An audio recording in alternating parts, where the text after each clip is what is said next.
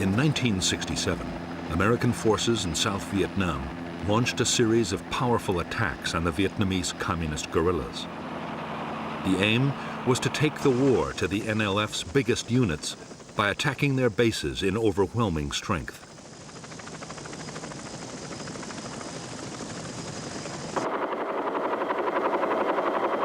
The Americans hoped that the guerrillas would stand and fight.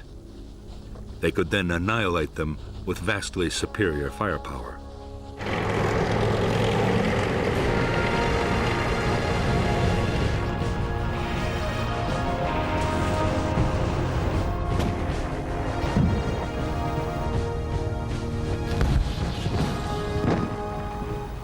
The offensives were designed to use the tactics of search and destroy on the grandest scale yet. Some of the biggest helicopter operations of the war were mounted to try and trap entire Viet Cong regiments. More guns and aircraft were called in to support the attacks than had ever been unleashed on a Vietnam battlefield.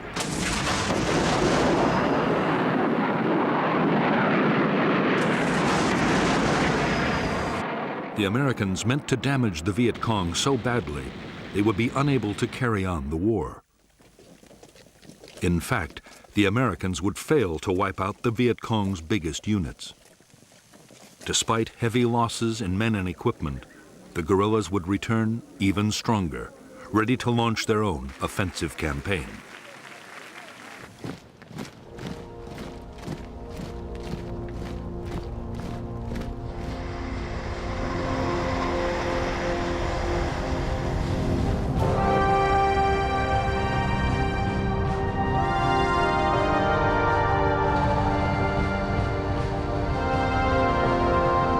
By mid-1965, the mission of American troops in South Vietnam was changing fast. They had come to secure air bases, but now they were actively looking for combat with the Viet Cong.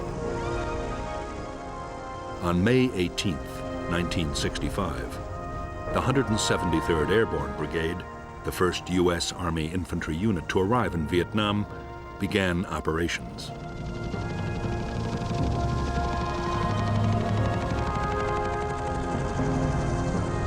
Its first task was to sweep a wide area around its base near Saigon.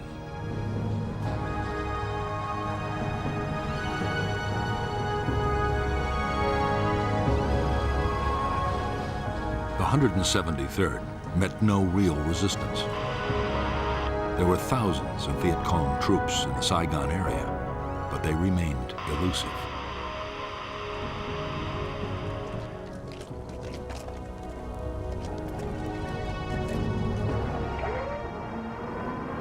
More American troops arrived. As the weeks went on, questions were asked about the whole policy. Was it wise to send a conventional army with its slow-moving, heavily armed infantry, its planes, its tanks, against guerrilla units that might be impossible to pin down?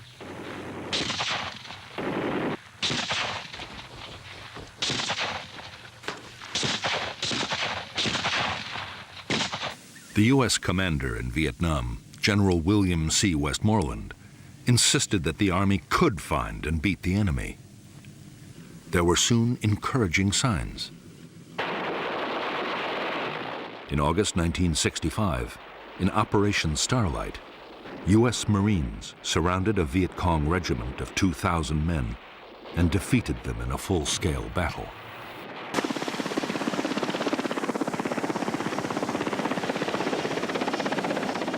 The next major challenge was posed by the NLF's allies, the professional troops of the North Vietnamese Army.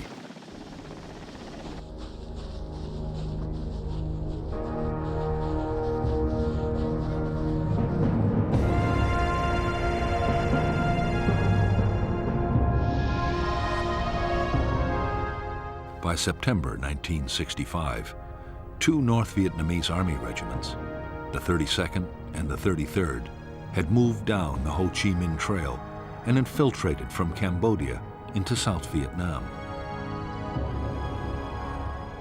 The 66th Regiment, was following close behind.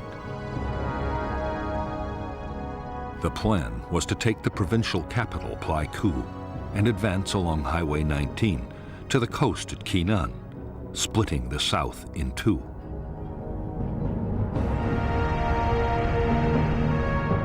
The Americans were determined to block the NVA's attempt to reach Khe Sanh.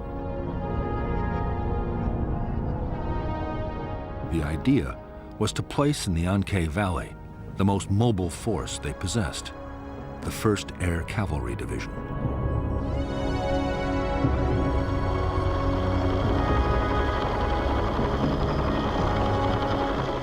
The Air Cavalry was the first formation anywhere in the world designed around the helicopter. The division was 15,000 strong and had 480 machines, 5 times the number of a normal infantry division.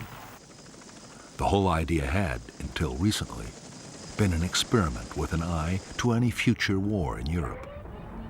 No one really knew how it would work in a place like Vietnam.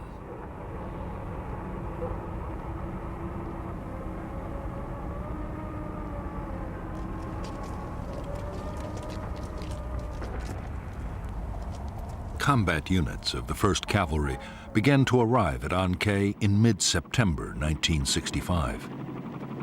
By October, the division was fully operational. Its base, Camp Radcliffe, had grown into a massive complex of helicopter pads, supply dumps, accommodation and maintenance facilities. For the officers and men of the Air Cavalry, there was a great deal to prove, and they were determined to take the battle to the enemy.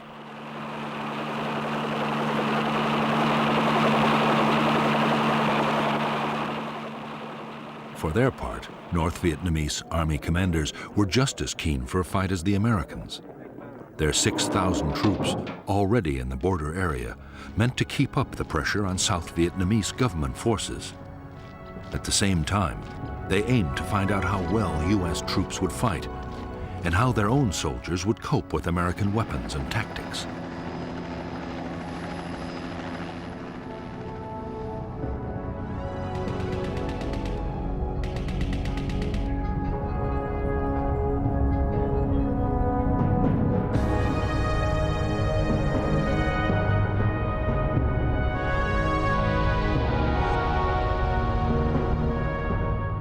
After infiltrating into the south, the 32nd and the 33rd North Vietnamese regiments had established a base area on the high ground of the Chupong Massif. On October 20th, 1965, the 33rd Regiment laid siege to an American Special Forces camp at Plai Mai.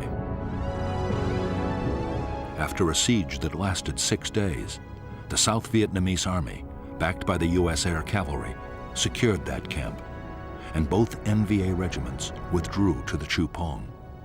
There, they meant to join with the newly arrived 66th Regiment before renewing their campaign.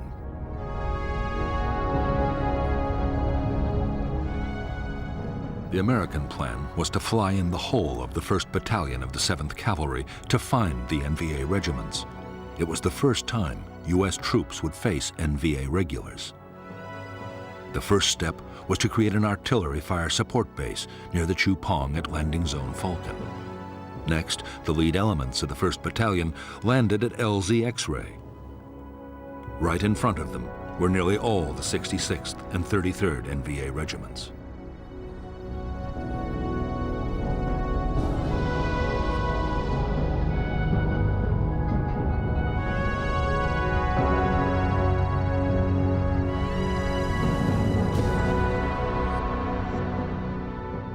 When Company B pushed towards the spur of the Chupong, it was attacked immediately, and a platoon was encircled. Company A was also pinned down by fierce fire before the rest of the 1st Battalion was landed.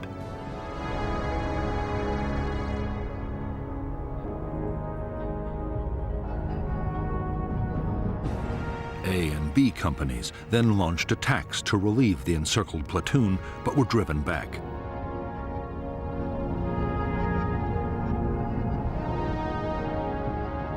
The following morning, the Americans, reinforced by another company, were hit by waves of NVA troops. Heavy fire support wreaked havoc on the attackers, and by now another American battalion was on its way overland.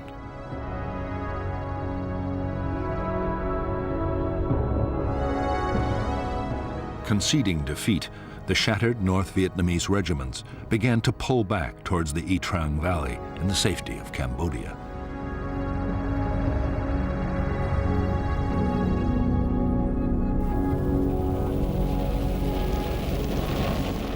After the fight at LZ X-Ray, the Chu Pong was bombed by almost 100 B-52s, each unloading 17 tons of high explosives.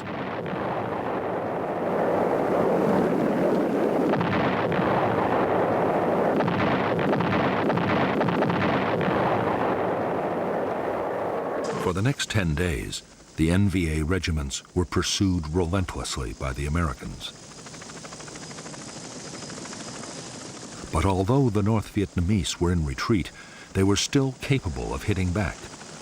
In one textbook ambush, mounted by a rearguard battalion of the 66th Regiment, 155 Americans were killed. For U.S. forces, it was the most costly day of the war so far.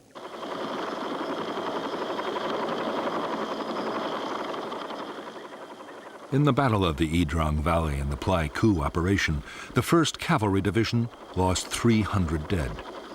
But the NVA had suffered much worse. 1,300 North Vietnamese soldiers had been killed and many more wounded. It was a clear-cut victory for the Americans. 2 enemy regiments were all but smashed, and there was now little danger of South Vietnam being cut in two.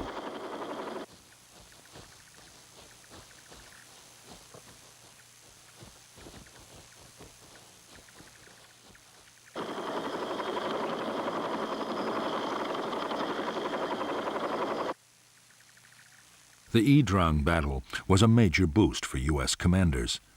It seemed to prove their strategy was the right one. The enemy's big units could be made to stand and fight, and take heavy casualties in the process.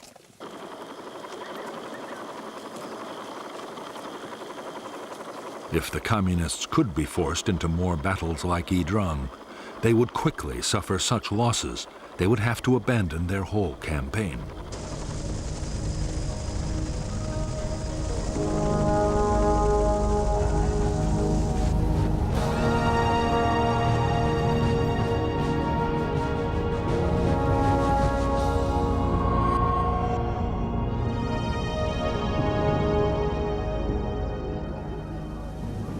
The final push to use American combat forces in South Vietnam had come from President Lyndon Johnson himself. Yet, he had never wanted to fight a war in Asia. Johnson's priority was social reform, his Great Society program, and he feared the war in Vietnam might fatally damage his plans.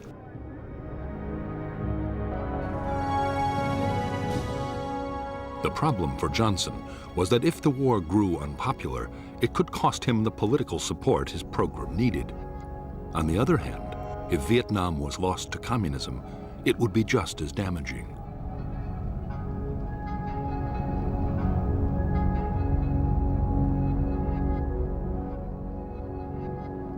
The only solution that Johnson could see, and the one agreed with his Defense Secretary Robert McNamara, was an uneasy compromise. The U.S. would carry on fighting the war, but everything possible would be done to limit its impact on the American people. Dramatic measures like calling up the reserves or the National Guard had to be avoided.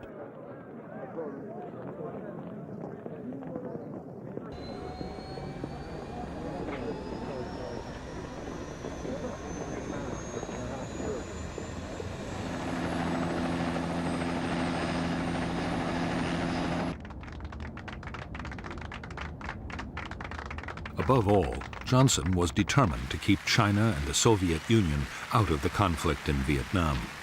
By now, both communist powers had nuclear weapons, and China had almost unlimited manpower.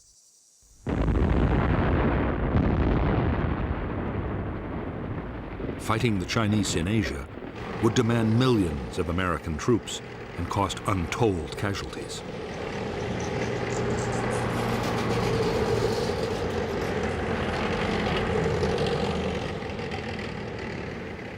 Johnson's solution was to fight a limited war. He restricted the bombing campaign against North Vietnam to personally approved targets. He also ruled out invading the North, no matter how much it backed the NLF.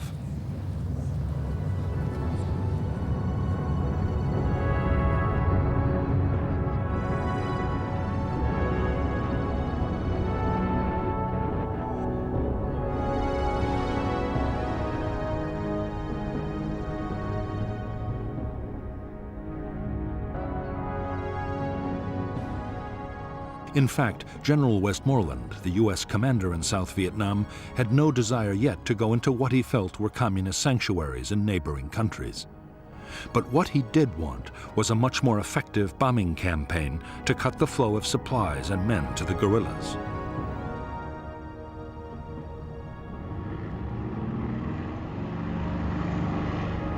If that happened, Westmoreland was confident he could win.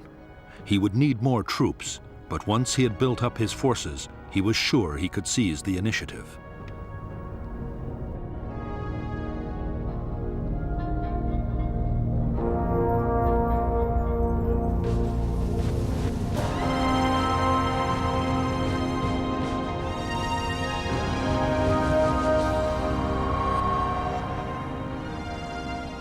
The leaders of the National Liberation Front were rarely able to meet. They were forced to gather in the strictest secrecy at a remote forest area near the Cambodian border.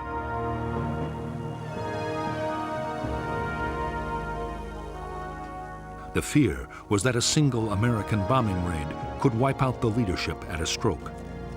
Security was intense, and avoiding enemy units meant that some members had to travel for weeks to reach the conference.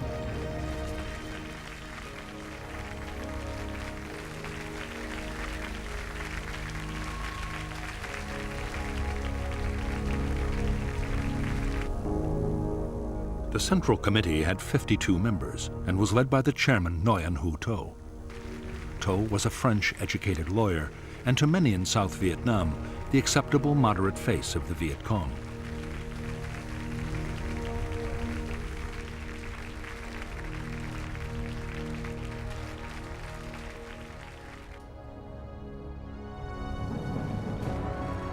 But behind To were lifelong communists like the General Secretary Huon Tan Phat, an architect and the NLF's foremost thinker.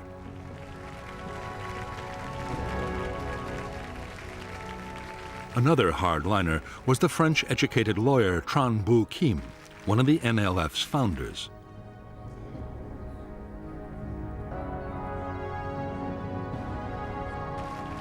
By now, Northerners were in almost full control of the military command, and through them, North Vietnam was making sure its policies were followed. The NLF guerrilla army was even more closely controlled by the North. Its top commander was a North Vietnamese Army General Nguyen Chi Thanh. Thanh was noted as a political firebrand and wanted to stay on the offensive, whatever the cost or the dangers.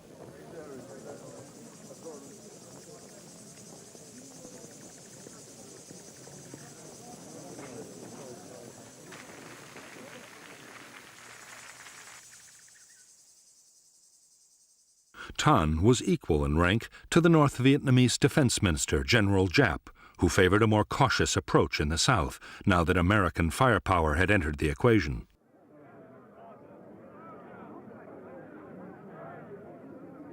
By the end of 1965, Giap was winning the argument. The result would soon be felt on the battlefields of South Vietnam.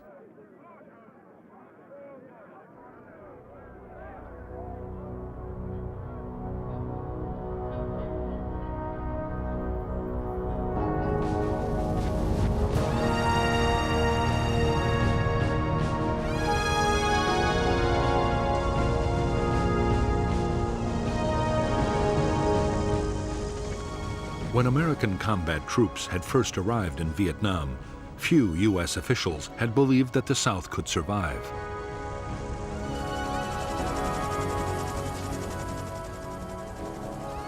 By the end of 1965, the picture had changed dramatically. The new government, led by Air Marshal Khe, was growing in confidence. The arrival of American troops had given morale a huge boost, and there was no longer a danger that the communists could win quickly.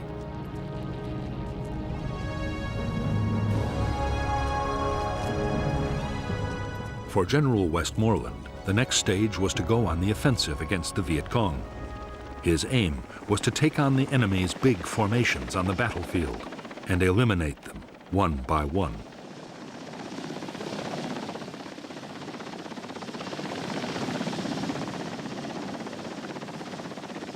The tactics would be those of search and destroy, finding and trapping the enemy, then smashing his forces with massive firepower.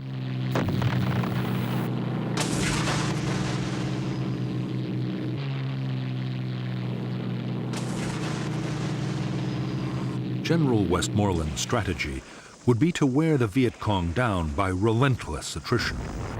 In battle after battle, Westmoreland meant to force the Viet Cong to sacrifice troops and materials faster than they could ever be replaced.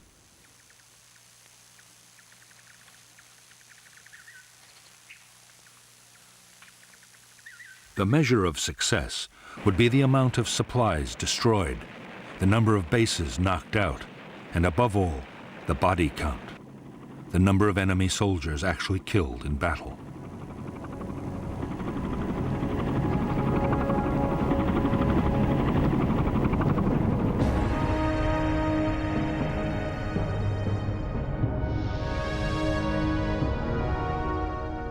For defense, 4 national priority areas were agreed by the Americans and the South Vietnamese. The coastal provinces around Da Nang and Khe Sanh, and the central part of the Mekong Delta, and above all Saigon, the capital. These were to be first consolidated and then made the springboards for large-scale search and destroy operations against enemy units and base areas.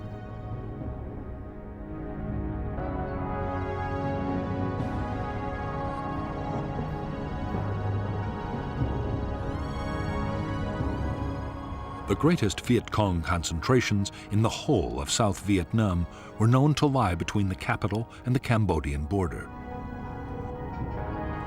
Through this area ran several strategic roads and the river routes into the capital.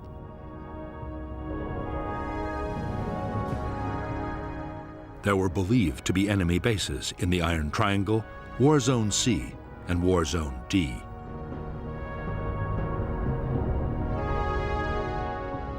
These base areas were the destination for most of the supplies and men that came down the Ho Chi Minh Trail, and it was these bases the Americans would have to attack if the Viet Cong were to be finally defeated.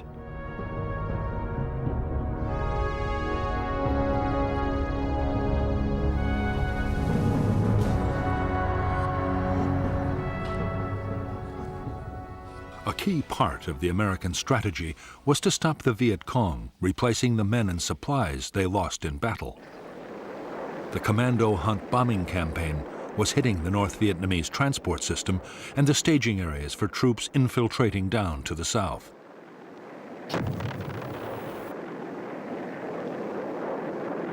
During 1965, U.S. aircraft had flown 55,000 individual sorties over the north.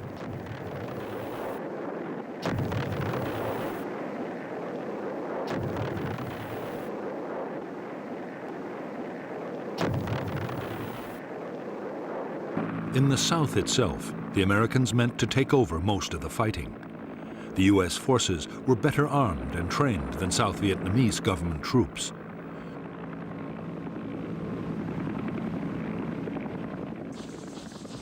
They were much more mobile and had the backing of enormous firepower.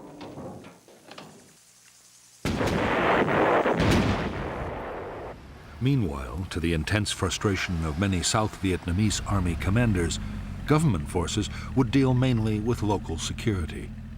Only elite units would take part in offensive operations.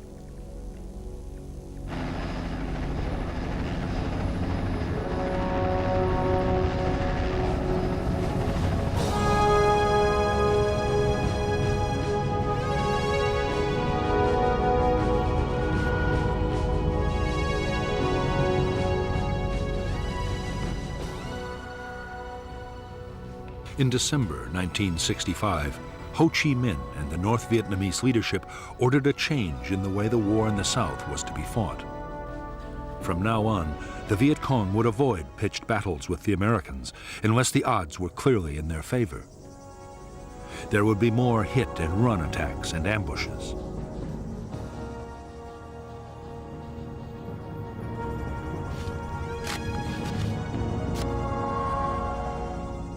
To counter the American buildup, Viet Cong recruitment would be stepped up, and more North Vietnamese Army troops would be infiltrated into South Vietnam.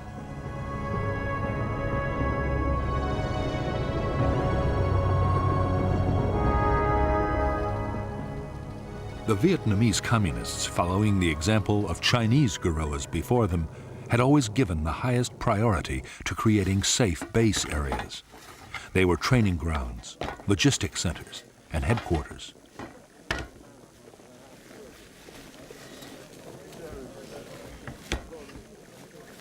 They also offered secure sanctuaries for times when the war might go badly.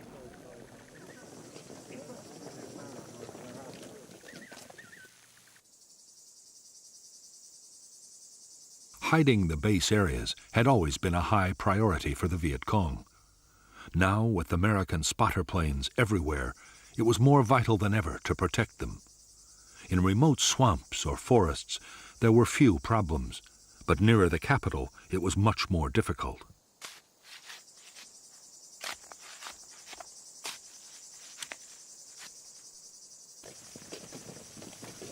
The answer was to build enormous warrens of underground tunnels.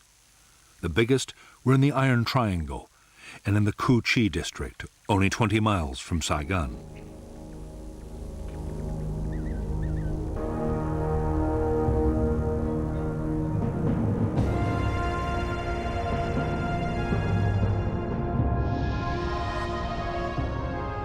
In the Cu Chi base area, any facility used by the guerrillas, like a conference room or training area, had almost instant access to the safety of underground.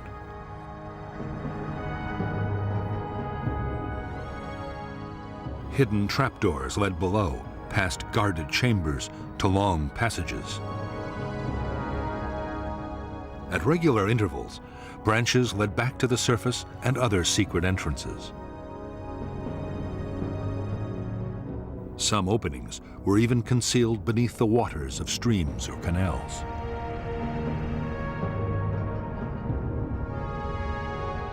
At the deeper levels, there were chambers carved out for arms factories and a well for the base's water supply. There were storerooms for weapons and rice, and there was sometimes a hospital or forward aid station.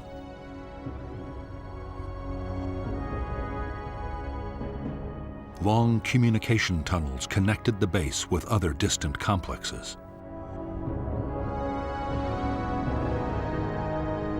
Base kitchens were always near the surface, with long carved-out chimneys designed to diffuse cooking smoke and release it some distance away.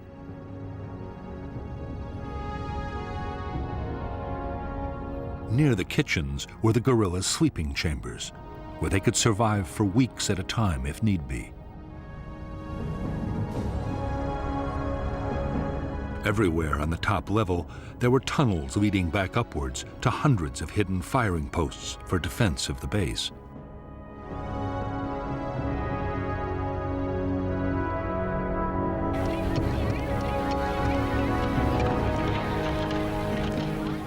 The base area at Cu Chi was a vast network with 200 miles of tunnels. There were other complexes too, big and small, scattered all over the country. Each villager in an NLF area had to dig a meter of tunnel a day. There was even a standard handbook specifying exactly how tunnels were to be built.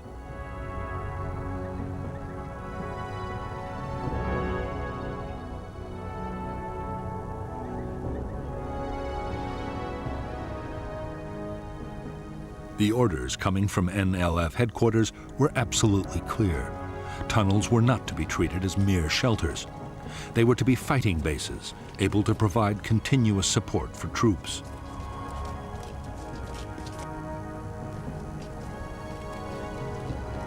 Even if the village was in enemy hands, the NLF beneath should still be fully capable of offensive operations.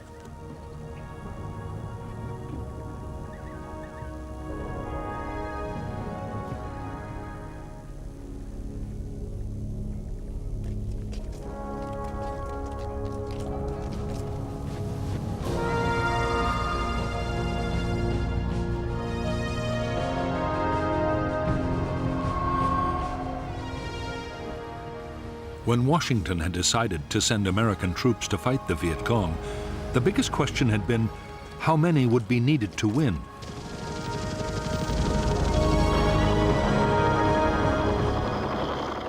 Military planners accepted that to win a war against guerrillas, an army needed to outnumber them 10 or even 15 to 1.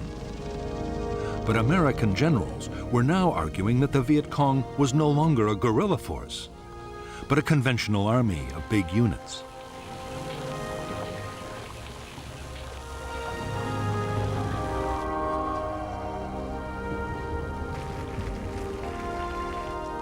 Because U.S. commanders were confident they were not fighting a guerrilla war, they saw no need for a 10-to-1 superiority in forces. Against a regular army, 3-to-1 was usually considered enough.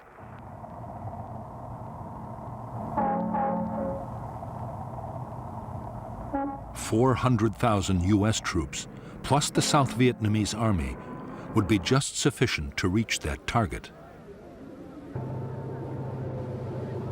The plan was to have most of the men in Vietnam by the end of 1966.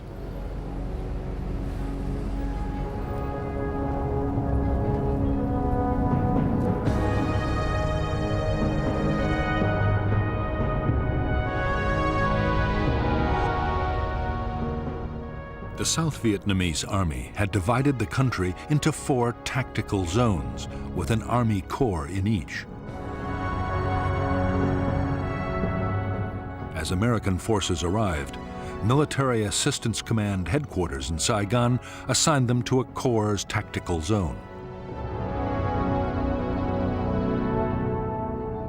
By the end of 1965, the 3rd Marine Amphibious Force commanded 4 regiments in I Corps. The 1st Air Cavalry Division was in II Corps, along with a brigade of the 101st Airborne. The 1st Infantry Division and the 173rd Airborne were in III Corps.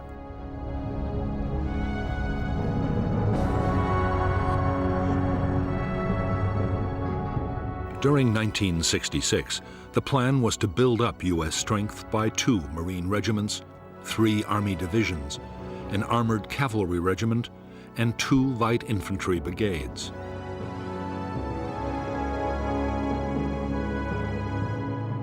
The combat strength of Allied nations would also increase to 2 Korean divisions and a Marine brigade, an Australian task force, plus New Zealand and Philippine units.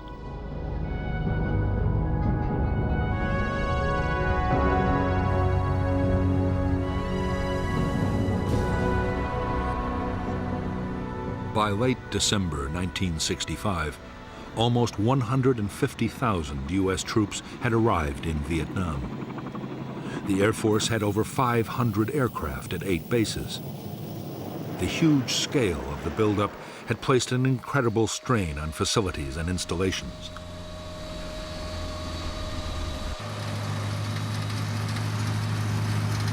There was a frenzy of building as Army and Navy engineers, along with American civilian contractors, improved airfields, bases, and roads.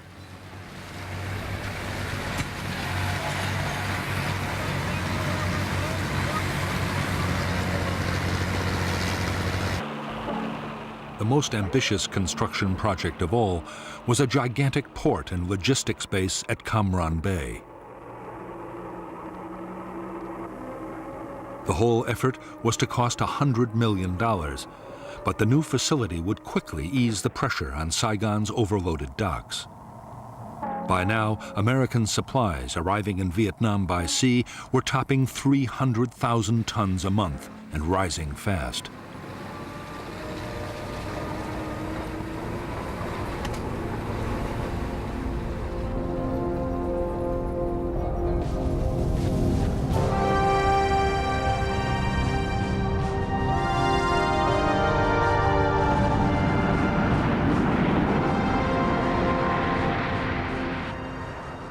As the Cold War had produced one world crisis after another, the U.S. armed forces had been on a war footing almost continuously for 5 years.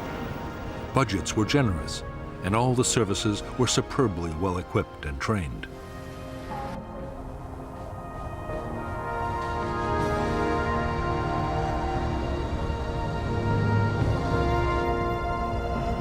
Many American officers and NCOs already had combat experience in Vietnam as military advisors.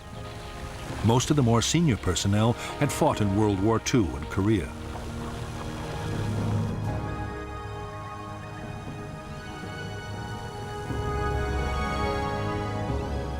But for the enlisted men, many of whom were draftees, their training programs rarely prepared them for what was to come.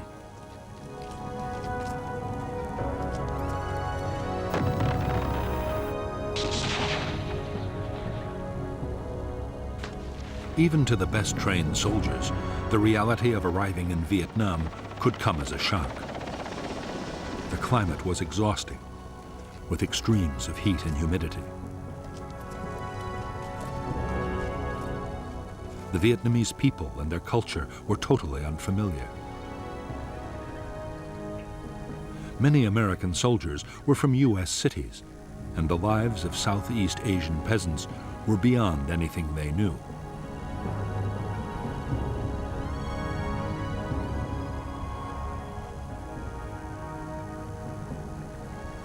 But in spite of the strangeness of the world in which they had come to fight, at this stage morale was high amongst American troops in Vietnam.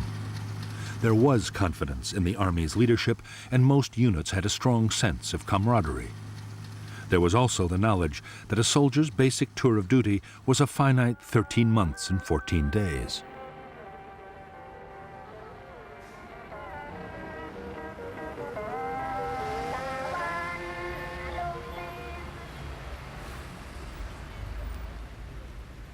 While thousands of Americans were getting their first look at Vietnam, the South Vietnamese Army was in its 6th year of war.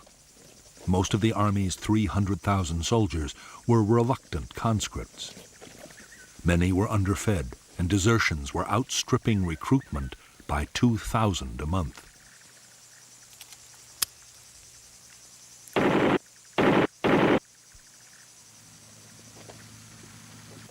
As for the officers, corruption was rife, and many sold their units food and supplies. The most senior commanders had nearly all been appointed for their political and family connections.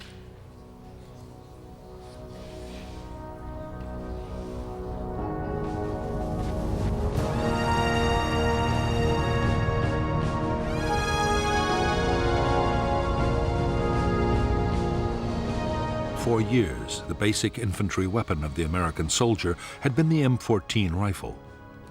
It was a dependable weapon, but was unstable when fired on full automatic.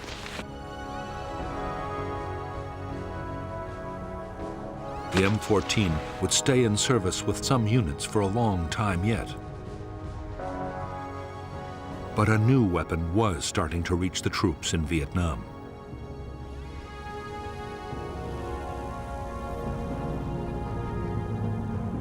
The M16 was a light, compact assault rifle made of metal alloy and plastic. It was effective up to 400 yards and had a very high rate of fire.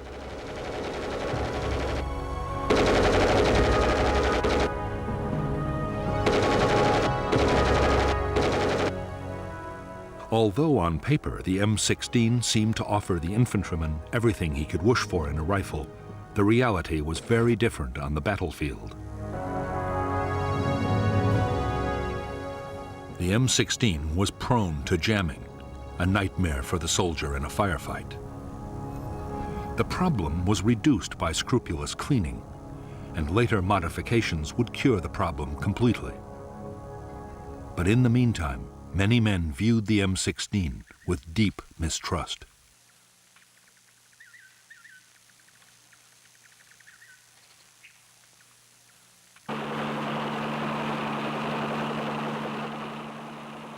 In an American infantry platoon, the most valued weapon of all was the M60 machine gun. The M60 could fire more than 100 rounds a minute and had a range of 1,000 yards. The gun was usually operated by a two-man crew, but it could also be fired from the hip. The M60 was extremely robust and well suited to the harsh conditions of battle in Vietnam.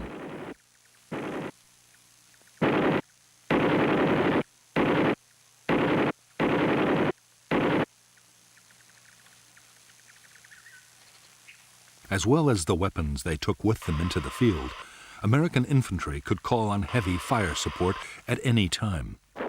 Ground attack aircraft could saturate the area with high explosives or napalm, while few operations were ever mounted out of range of friendly artillery.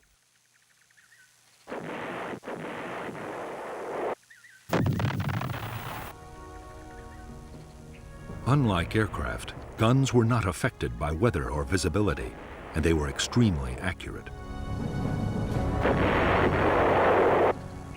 The biggest American artillery pieces, the 175mm howitzers, could destroy a target at a range of 20 miles.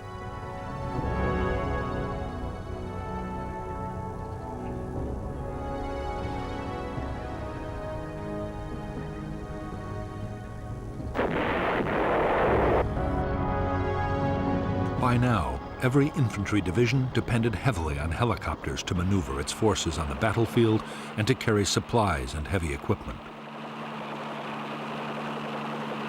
For the Army, the basic infantry transport helicopter was the UH-1 Huey.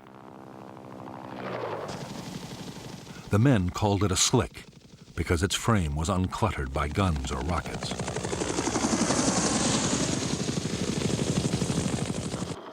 The Huey was able to carry 11 soldiers and their equipment. For protection, each helicopter had a door gunner with an M60.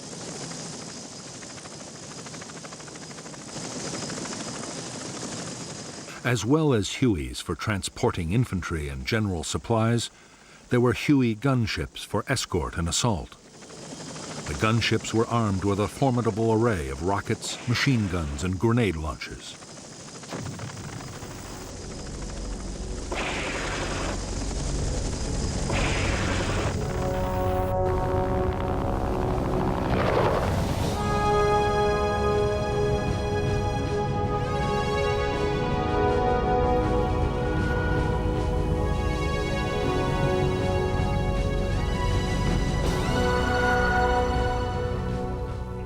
By the end of 1965, the total strength of the NLF and North Vietnamese Army units in the South had grown to 206,000 men and women. Of these, 36,000 were main force NVA troops. The rest were regional and local guerrillas.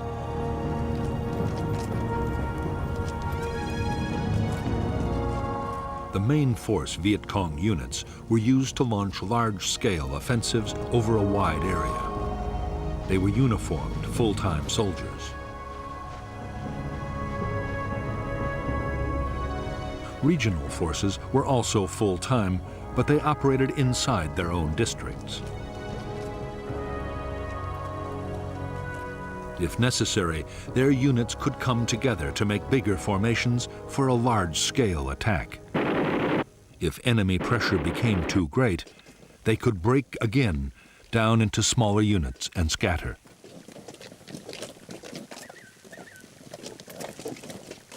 As for the local guerrillas based in the villages, their main job was political.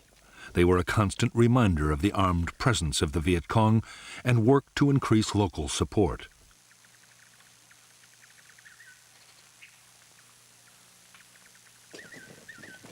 They were also expected to defend nearby installations like bunkers and tunnel complexes.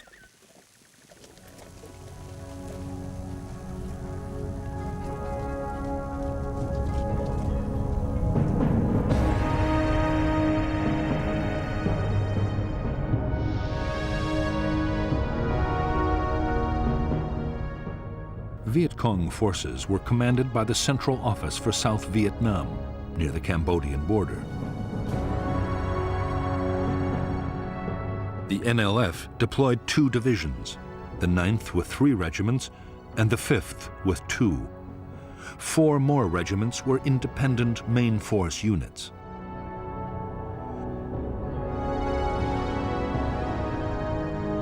The NLF also controlled more than 40 local and regional battalions.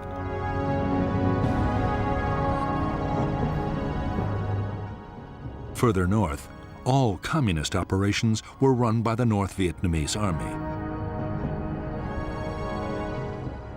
The NVA deployed 3 divisions and 9 independent regiments.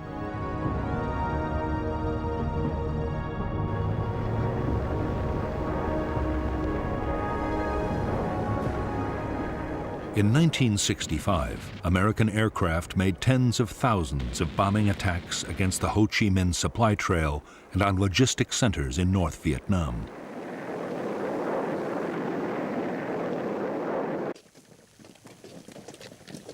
In spite of their efforts, the Viet Cong were getting more weapons and reinforcements from the north than ever before. The average Viet Cong unit was now better armed than at any time in the movement's history.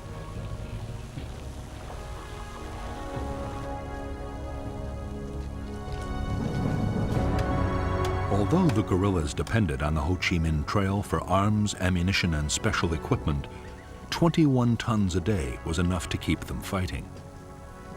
Their other needs were met inside South Vietnam.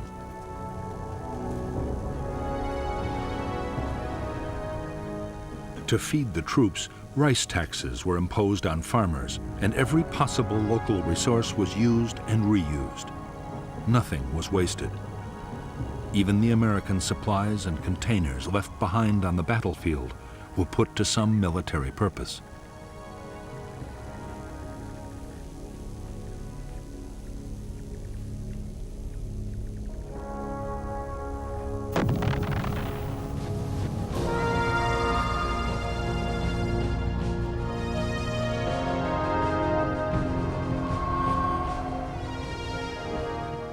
In the last 12 months, the Viet Cong had suffered terrible losses. 40,000 had been killed or captured in 1965. Yet the casualties had little effect on Viet Cong fighting strength. Losses in main force units were easily made up from the ranks of the local guerrillas.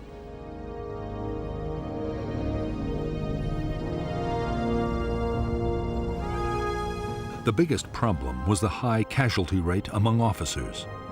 To replace these, the Viet Cong depended on trained men coming down the Ho Chi Minh Trail from the north.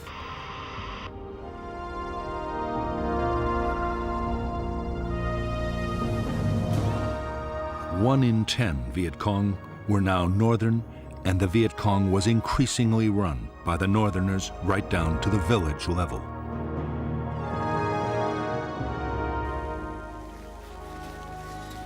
By this time, most Viet Cong main force soldiers had fought for years and were highly skilled and motivated. Every attack was planned down to the last detail, using elaborate models and endless rehearsals. The troops were well trained in infantry tactics and night operations.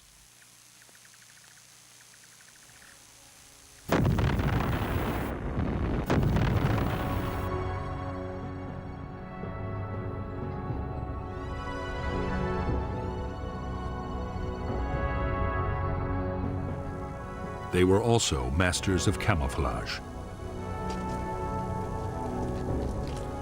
While main force troops thought of themselves as professional soldiers, local Viet Cong were far less confident. Mostly the recruits were young teenagers, and while many were motivated by idealism, others had been pressured or shamed into joining. What many had in common were real doubts about their ability to fight heavily armed and well-trained American soldiers.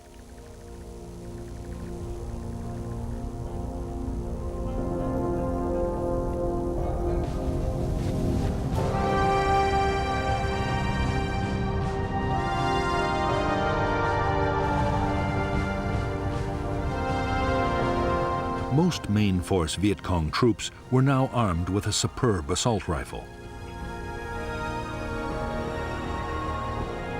The AK-47 was a Russian design copied by the Chinese. It was comparable to the American M16, but it had fewer moving parts. The stock was wood, not plastic, and was far more reliable in Vietnam's testing conditions. The AK-47 also had the advantage of a 30-round magazine compared to the 20 of the American rifle. The Viet Cong had a range of effective Soviet and Chinese light and medium machine guns. They also had heavy machine guns, though never enough.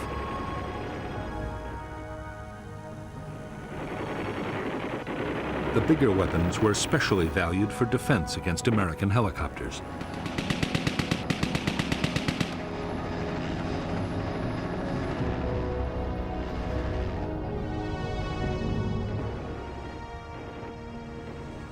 For destroying armored vehicles or bunkers, the Viet Cong had highly effective rocket-propelled grenades and recoilless rifles. Mortars were also available in large numbers and had the advantage of being very easy to transport.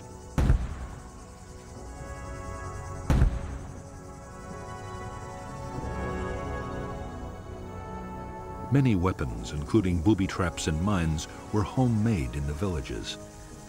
The materials ranged from scavenged tin cans to discarded wire, but the most important ingredients were provided by the enemy.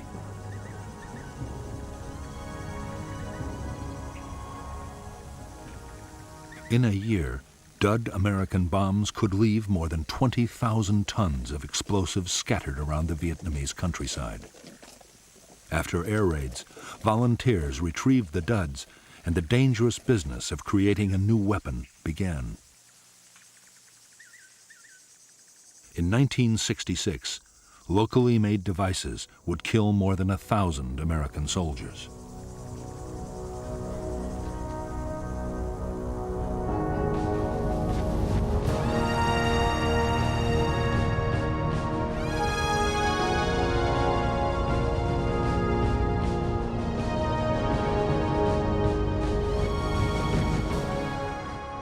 For General Westmoreland, the close of 1965 marked the end of the defensive stage of the American war in Vietnam.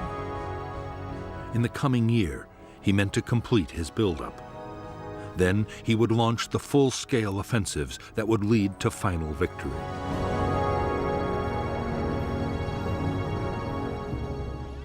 The key to Westmoreland's strategy was that communist main force units would be destroyed in set-piece battles by concentrated American firepower. Westmoreland was confident the Viet Cong would stand and fight. But there were some signs that the Viet Cong might be changing their tactics.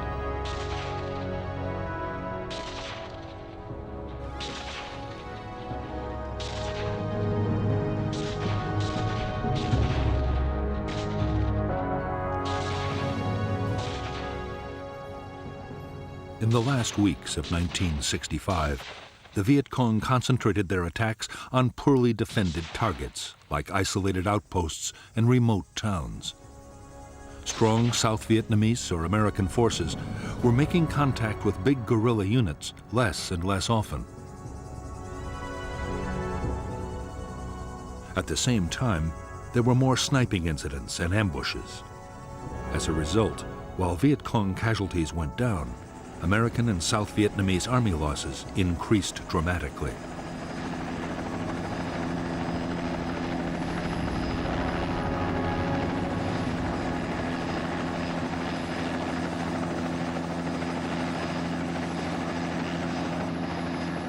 There was even more disturbing news in store for American commanders as 1965 came to a close. Washington's Defense Intelligence Agency reported that the Rolling Thunder bombing campaign against North Vietnam was failing.